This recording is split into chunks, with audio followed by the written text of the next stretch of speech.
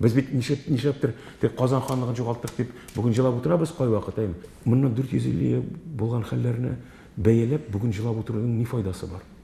Менә безнең өчен әлбәттә татар халкы өчен бу зур фаҗига. Һәм әлбәттә зур югалту.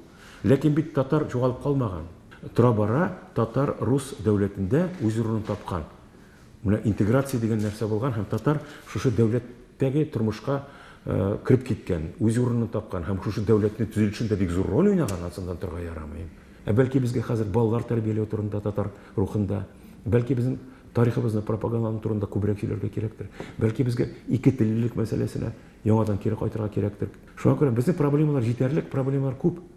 Һаман да теге без бөек халык, безнең зур ханлыгыбыз булган, без югалтканбыз дәүләтчелегебезне, менә руслар шулай иттереп безнең дәүләтебезне җимергән дип җылап утыра. Ни файда?